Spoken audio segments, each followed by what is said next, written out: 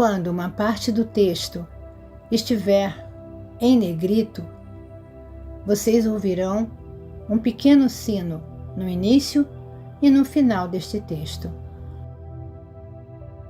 Carta 8, parte 1.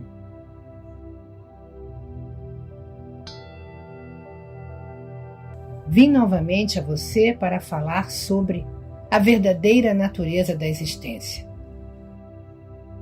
A verdade do ser é esta: você que acredita somente no mundo material está vivendo inteiramente no mundo finito, terreno. Está vivendo na dimensão da manifestação de suas crenças. Aqueles cujas percepções espirituais e vidas foram elevadas em suas frequências vibratórias para fundir-se com as frequências espirituais de vibração da dimensão espiritual, podem perceber que vivem em duas dimensões. Eles estão plenamente conscientes dessa verdade, vivem segundo essa verdade e evoluem em frequências do ser cada vez mais elevadas.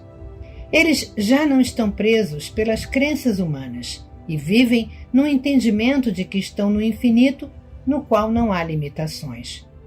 Quanto mais elevadas são suas frequências vibratórias de consciência, mais conscientes estão de que vivem no infinito e de que só eles mesmos põem limites ao que podem aspirar. Aqueles cujas percepções foram elevadas desse modo, enquanto ainda estão em seus corpos, percebem que há somente uma dimensão do verdadeiro ser individual, e essa dimensão é a atividade da consciência divina. Eles também podem chegar a compreender plenamente que há uma dimensão além, a da consciência universal, na qual o universal reside em perfeito equilíbrio e que não pode ser invadida por ninguém, pois nessa dimensão qualquer individualidade seria imediatamente absorvida pela unidade do ser. Quando uma alma atinge, em compreensão e realização, o nível mais elevado das frequências vibratórias da consciência, a consciência crística, pode olhar para baixo e contemplar os níveis de vibração que se elevam ou descem até a humanidade na Terra. Ela sabe, com amor e compaixão, que a humanidade está aprisionada nas vibrações inferiores da consciência divina, que estão ocultas no impulso egocêntrico. Este impulso é totalmente inconsciente da verdade do ser, que é a verdadeira identidade da alma e a verdade terrena do ego. Ele não tem a menor consciência do imenso propósito por trás de sua existência e da missão final que deve empreender. A tarefa da alma recém-nascida é a de experimentar, por meio de seu corpo, a psique e tudo o que essas frequências inferiores têm a oferecer, e de crescer em consequência dos acontecimentos e experiências mentais e emocionais que surgem de seus pensamentos e sentimentos. A alma deve aprender, por meio de experiências e erros, o estado de consciência que a torna enormemente feliz, ou carregada de dor e tristeza, o que dá início a diversas limitações físicas. O propósito da vida na Terra não é o de descobrir um meio de experimentar alegria e felicidade inalteráveis, ainda que isso seja o desejo de cada alma. Felicidade e alegria sublime dificultariam o progresso da alma em direção às vibrações espirituais superiores da consciência. Finalmente, depois de muitas vidas de altos e baixos, de confortos e infortúnios, a psique despertará para a verdade de seu ser e compreenderá que tem dentro de si mesma o potencial para recorrer à consciência divina, a fim de obter discernimento, entendimento e conhecimento, bem como para elevar as vibrações de sua consciência espiritual às de saúde, bem-estar, proteção, crescimento interior, alimento espiritual e irradiar para os outros a própria natureza da consciência divina. Como disse antes, a consciência é vida e a vida é consciência. Onde há vida, há consciência. Onde há consciência, há vida.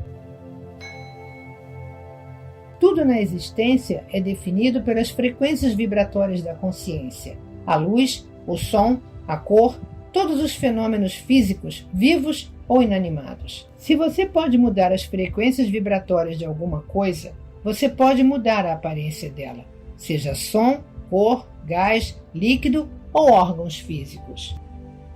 Quando os órgãos físicos apresentam um aspecto de má saúde, é porque as frequências vibratórias normais desse órgão foram reduzidas e a vida dentro dele foi diminuída.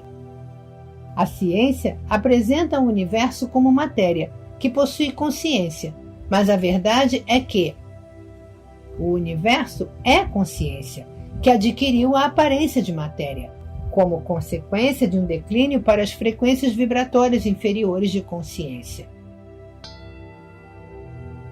Essa é a verdadeira realidade da existência, nada mais. Toda a sua existência é uma questão de frequências vibratórias. Quanto mais elevadas são as percepções espirituais e a aderência ao pensamento espiritual, mais velozes são as frequências vibratórias pessoais no corpo. A vitalidade eleva-se e a doença, por fim, desaparece. A comunidade científica acredita que você vive inteiramente na dimensão humana, que compreende o sistema solar e as galáxias de estrelas. A ciência acredita que o raciocínio humano é o ponto mais alto de referência inteligente em qualquer momento, tendo evoluído como resposta às mudanças ambientais e às condições climáticas, e que é puramente o produto da atividade cerebral. Segundo a ciência, suas emoções são totalmente reais e válidas. O que se pensa e se sente é indiscutível, e isso constitui a única realidade da existência. A normalidade é avaliada segundo a média dos pensamentos, ações e respostas ao meio. Isso é percebido como a realidade humana. Qualquer talento que transcende o rendimento médio da mente média é considerado como sendo genial e originário de poderes mentais pouco usuais. Considera-se que o rendimento abaixo da média deve-se a atraso mental resultante de alguma causa física, genética, trauma de nascimento, etc. A ciência acredita que a dimensão física é o começo e o final da existência.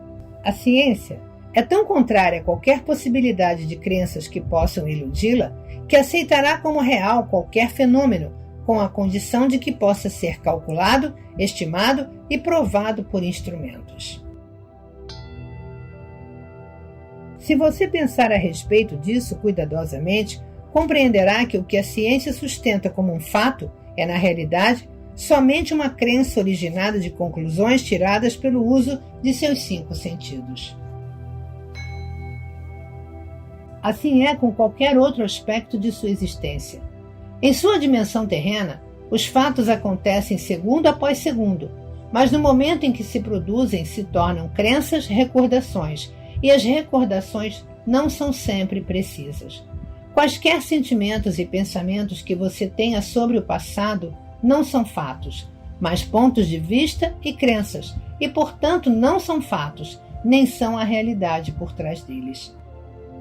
Isso se aplica a todas as facetas da existência. A verdade é, você vive em uma dimensão terrena composta inteiramente por suas crenças, que surgem de suas respostas ao que ocorreu há 100, 1000 ou 10.000 anos.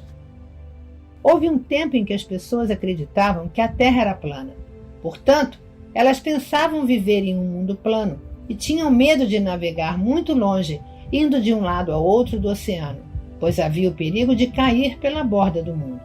Para aquelas pessoas, há somente 400 anos, o mundo era plano. Hoje, graças ao conhecimento, o mundo é acessível em todas as direções. As pessoas no passado, como as do presente, dirigiam suas vidas segundo as lendas dos antepassados, o poder dos ancestrais e outras histórias. Acreditaram nelas de maneira tão intensa que as limitações impostas por aquelas crenças restringiram suas ações e atividades. A dança, por exemplo, era considerada imoral e perversa por certas seitas cristãs.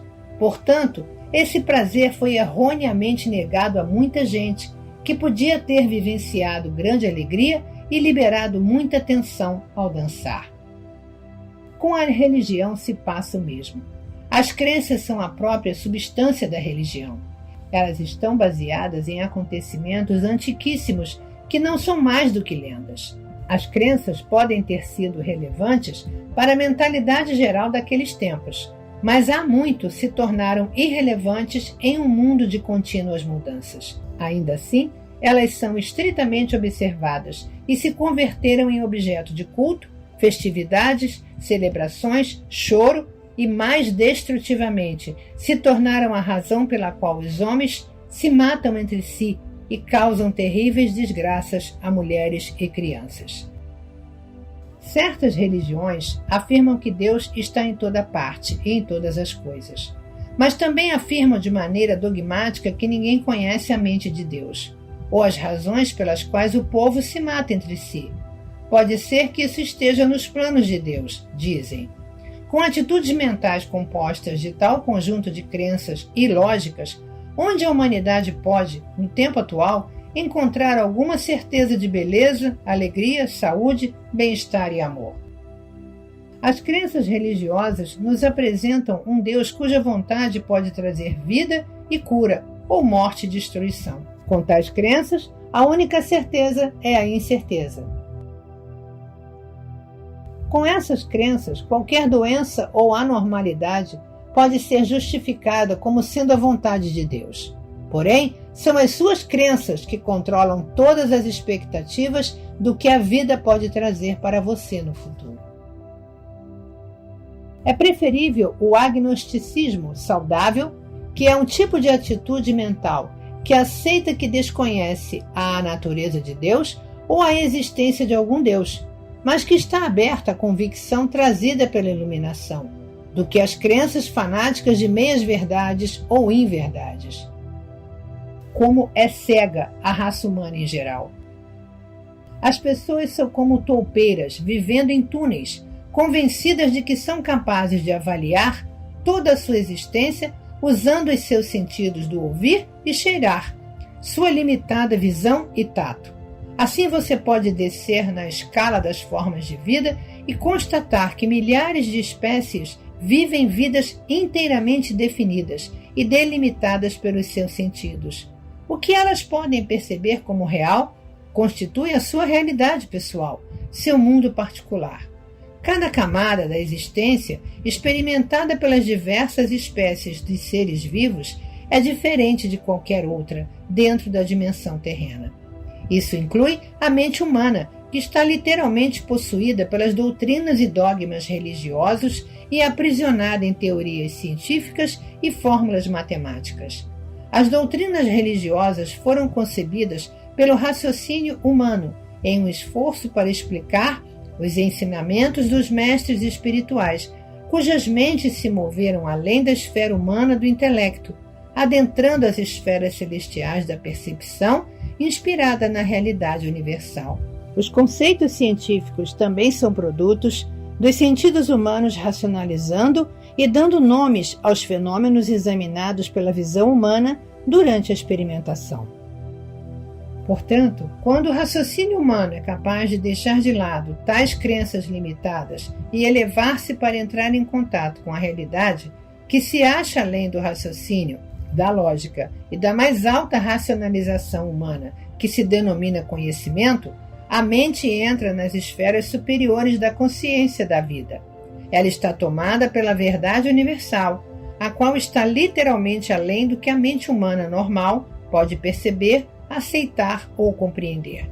A mente humana não pode compreender nenhuma experiência que esteja além dos parâmetros eletromagnéticos da existência terrena e do funcionamento do cérebro, até que a iluminação da consciência divina entre na totalidade do sistema humano de mente, emoções e subconsciência, momento esse em que a unidade e a harmonia subjacentes são reveladas. Quando percepções espirituais totalmente novas são apresentadas a uma mente que está religiosamente doutrinada, elas são percebidas como se viessem de Satanás, fosse pura loucura ou imaginação. Isso é natural. Pois quando as emoções são intensamente despertadas e desafiadas, o que ocorre quando se contradiz profundas crenças, os impulsos magnético-emocionais de ligação-rejeição próprios do impulso egocêntrico entram imediatamente em ação. Qualquer tese ou suposição que provoque um agudo mal-estar mental, angústia ou confusão na mente condicionada será recusada instantaneamente por uma barreira de provas, reunidas entre as crenças da mente condicionada para apoiar tal rejeição. Mas as provas são apenas crenças.